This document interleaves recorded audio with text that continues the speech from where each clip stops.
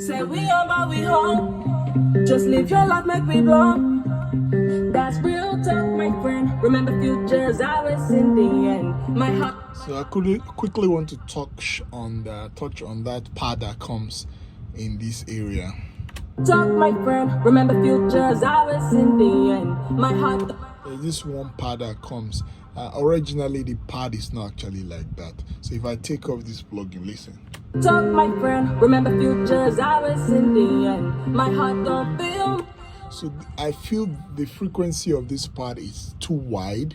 It has that mid range and it's disturbing that guitar, which is the major rhythm of the song. It was one of the major rhythm. The melody is giving the song, and it has that high end that is harsh, because I also have shaker that shaker that is also in the high end. So I think it's too wide and it's disturbing both the vocal, the high end, which is the shaker, and also the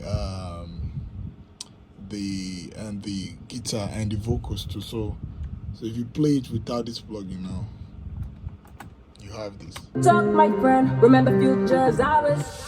It gives that weird sound. So if I kind of reduce the frequency with this tonal booster, talk, my friend. Remember futures always in the end. you can see that it's kind of close, like as if something is kind of how do I put it? Kind of narrow. It's not that destructive anymore. Now, major reason I'm doing this video is because sometimes when a sound is not clear or probably disturbing other instruments, it doesn't necessarily mean you have to use an EQ to chord, blah blah blah. No, sometimes EQ will not fix it. Sometimes the sound might be too wide, so it's kind of distracting. Sometimes it might not even be that it's actually disturbing the vocal, but because it's distracting, because it's too wide, it's kind of running up and down in your ear, because it has to do with your ears and your speakers. So you're kind of hearing it's kind of distractive within the vocal, so you just feel the sound is disturbing. So most times, check if it is EQ problem. I bet you 9 out of 10 times it is that the sound is too wide. So what I did was I used this sheet spread to kind of narrow the sound a bit. This would make it sound tighter as against the vocal. It will make it sound a bit tighter as against the vocal. You don't necessarily need your sound to be very wide before your mix will be wide. No. Widening all your sound would not make your mix wide. No. Most of the songs you die for, most of the mix you like, you really love, they are almost mono. You hear them say, this song is wide. Have you checked? Most of them, sometimes they are mono. Most of them are mono. There is this song by Drake. The song is literally mono. If you test it, if you check it on plugins, test plugins, you see the song is literally mono. Listen to Wizkid songs, you see that there is little stereo on it. Little stereo width on it. I'm telling you, if you listen to some of these Joe Boys songs, you see that they are almost mono. I'm telling you, little stereo on it. So it doesn't mean you must have. If you want to have a tight sound, check all this sound. If you listen to it now. Talk, my friend. Remember futures always in the end. My heart don't feel much for that. So I make it tighter with this guy.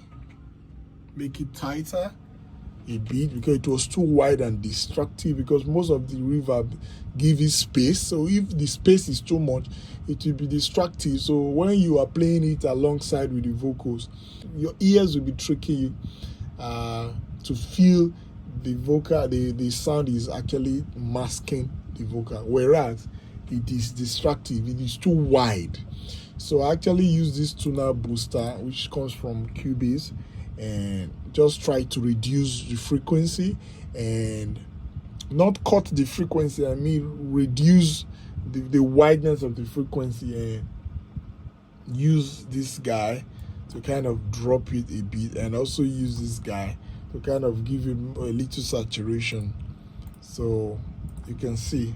Talk, my friend, remember futures always in the end. My heart don't feel much for them, they gon' hate. It's almost sounding as if it's the same thing as the vocal.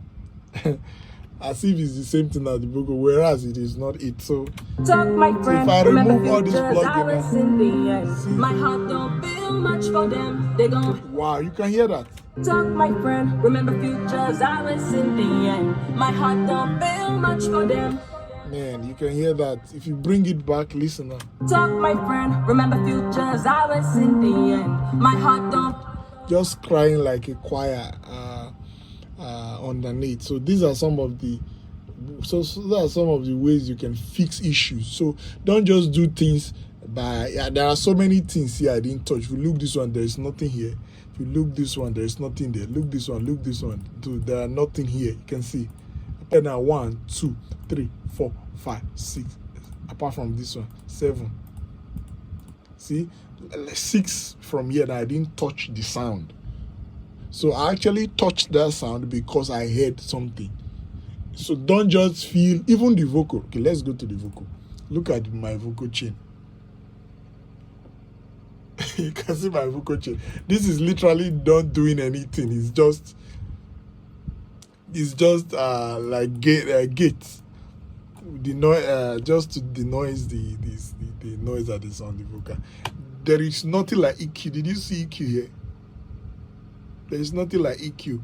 Most times you use EQ to destroy yourself. If the vocal does not require EQ, don't use EQ. There are so many ways you can use your EQ. Do you understand? Did you see? This is the only compressor I'm using. You see what the compressor is doing is just to control the dynamics, not to remove the dynamics. Compressor is not to remove the dynamics. It is to control. So don't fool yourself with compressor. You see this compressor, it is to control the dynamic. That's not to say you don't need it. A song needs its dynamics. You need the dynamic of the vocal. If you totally remove the dynamics of the vocal, the sound will sound weird. You need it. So don't do things based off of they said I should EQ, I should cut. This is the area. This is they bring up. Let's say this is the person say 500. You have to cut the muddiness. Once you cut the muddiness, you have to reduce the high. Is high. You need to boost the high. You need to. This is the 2K. This is a harsh area. You need to. This is room zonas. You need to reduce it. You need to do this. You are actually destroying the vocals. If the vocals is properly recorded, why do you think there is room resonance on it? So focus more on the objective side. Make sure you do things if there is need to do them. Don't do things because somebody said or because you watched it on YouTube. YouTube will destroy your mix. There are few. In fact, I have more than. In fact, I don't think there's anybody on YouTube that I don't know. Anybody that is doing tutorial on YouTube. Most especially those ones outside the country that I don't know. I don't think so. And believe me, most of these guys that are really saying the right thing, they are not up to 5. They'll tell you the right thing. And sometimes their teaching is very boring. It's very boring. You see those ones that are very, they're teaching you plugin. Come and use this plugin. You do this plugin. Those ones will destroy your mix. You don't really need to do much. Your mix is not supposed to be sounding way different from the original track that was sent to you, or the original track you produce. It is just to improve it.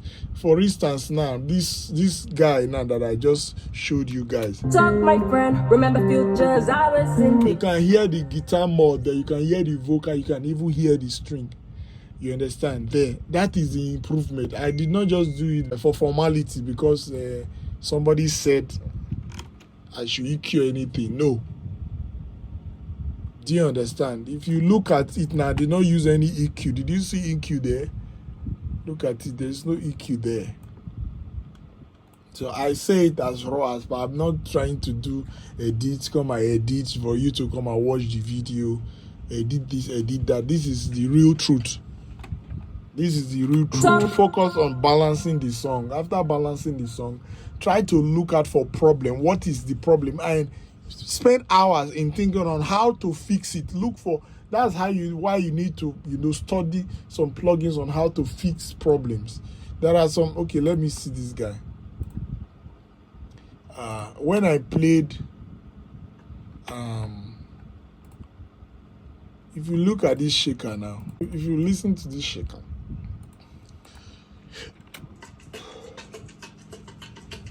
this shaker sounds a bit, to me, it sounds weird and dried. So what I actually use saturator, which is really not doing much, but it's doing a lot, but it's not doing much. It's just removing that high that is from 16K upward. It's just kind of shaving it a bit so that it doesn't, that's the noise. Then I use, this is a very slap reverb. Slap. Very fast. If I remove it, it will be too dry. See? It will be too dry. See? Can you hear that? Just kind of send it back a bit to just blend with the snare and the rest. So I actually did this. There's no EQ. Did you see? If I didn't even use EQ on this song, come on. See, oh. Okay, apart from this guy that I just EQ'd. Yeah, I just EQ. Can you see the way I use EQ? It's necessary. Can you see the way I use EQ? See, so your song that you use many EQ. Now, maybe in my next video, I will tell you the danger about EQ. EQ is dangerous. You don't usually need EQ. EQ is your enemy. You don't need EQ. You only use EQ strategically. You have to have a reason for using the EQ. You don't just pull up EQ and say they said we should EQ vocal. Those places you are removing from the vocal, you need them. It's part of the vocal. You don't just cut and cut and cut and cut. Look at my vocal now. Look at the plugins there. Just live your life, make me blow. Can you see? Make you wine ways. Anytime I fly, I'm on a private. Play it with the context of the beat. You don't need anything. You are just trying to create more problem and solving the same problem yourself. You create problem and solve it yourself. Don't create problem. Make you wine ways. If I play it, anytime I fly, I'm on a private. So come together. When it comes to fall, make we gather. Call your friend, tell them, make we gather. Drink together, chill together.